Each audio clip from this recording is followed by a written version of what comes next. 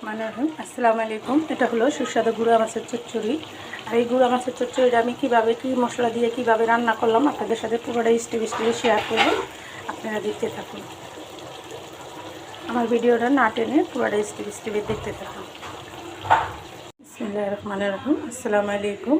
আজকে রান্না করবো হলো গুঁড়া মাছ। আর গুঁড়া মাছটা কী দিয়ে রান্না করবো আপনাদের সাথে শেয়ার করবো। এখানে নিয়েছেন 2টা আলু কুচি, 2টা আলু, 3টা পেঁয়াজ আর কিছুটা কচুর গাড়ি। এখানে নিয়েছেন ধনে পাতা, হলুদের ফাঁকি, মরিচের ফাঁকি, টমেটো সস আর লবণ। আর এগুলো দিয়ে এই রান্নাটা করবো, আপনাদের সাথে শেয়ার করবো। আপনারা দেখতে থাকুন।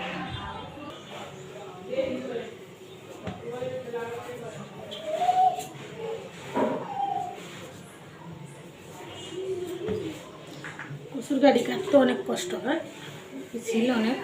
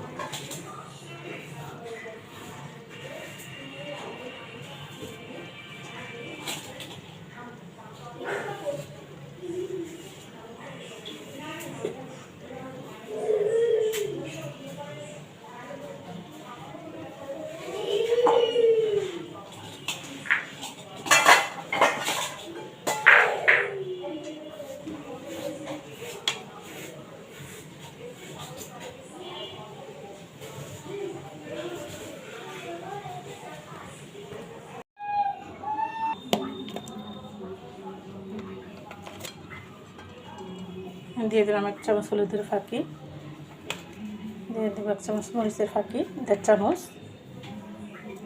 দিয়ে দেবো স্বাদ মতো লবণ, দিয়ে দেবো পরিমাণ মতো তেল,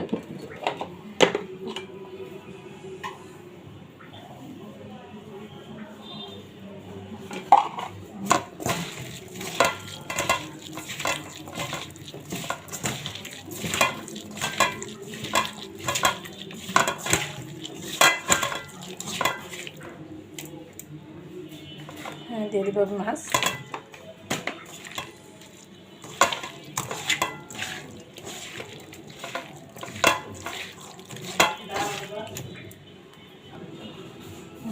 এখন এই তরকারিটা দিয়ে দিব।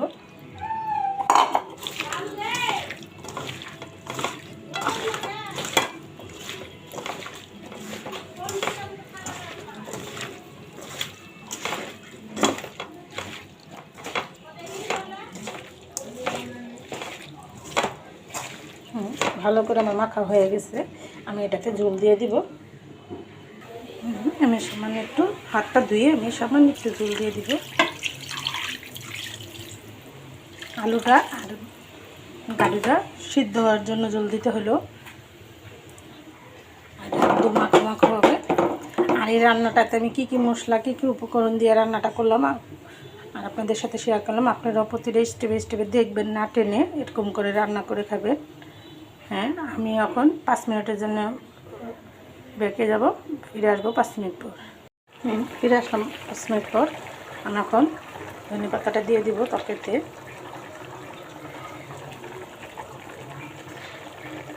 আর এই তরকারিতে আমি কী কী মশলা উপকরণ কী কী দিয়ে কীভাবে রান্নাটা করলাম প্রতিটা স্টেপ স্টেপ আপনাদের সাথে শেয়ার করলাম। আপনারা ওরকম করে রান্না করে খেয়ে দেখবেন গুঁড়া মাছের চচ্চড়ি। আর এই গুঁড়া মাছের চচ্চড়ি নতুন পানির মাছ অনেক সুস্বাদু হয়, আপনারা ওরকম করে রান্না করে খেয়ে দেখবেন। যারা প্রবাসে আছে এই দেশে, এই দেশের মানুষ তো যে গুঁড়া মাছ রান্না করে খেতে পারে না।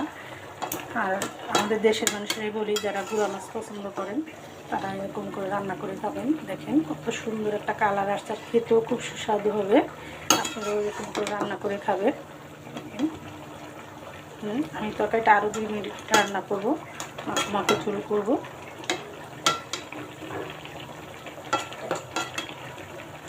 ভিডিওটা বড় না করে এখানে রেখে দিলাম।